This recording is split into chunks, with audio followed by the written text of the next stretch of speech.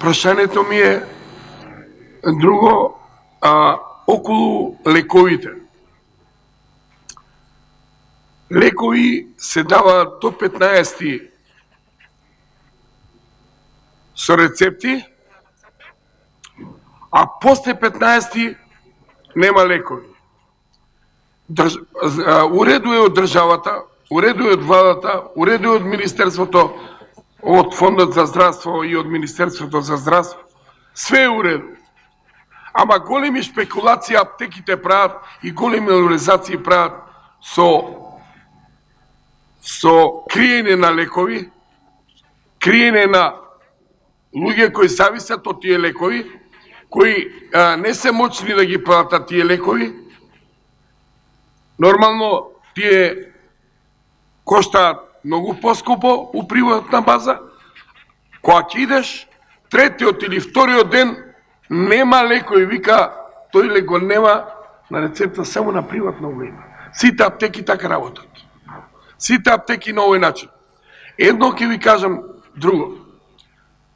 Од пулмологија, еве јас исто, од мене ќе ви кажам една работа, од Министерство за здравство, рецимо, и од пулмологија се дава пумпи.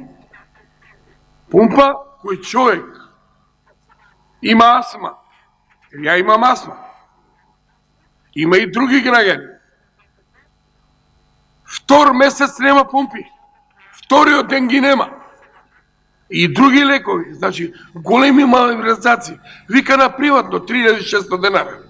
А тоа е 360 денара. Тоа е многу битно. Ова влада, овој тим, овој парламент почна да работи и покажува некои работи кои стварно и ги укажувам овие работи, да ги знаете. Да ги знаете, затоа што многу граѓани у Македонија стварно немаат средства, нема пари. Ајде, ја можам да купам. Си купувам. Ама што да прави тој што нема? Тој што има 12.000, 15.000, 18.000 денара плата, 20.000, а 4-5 члена се у куќа.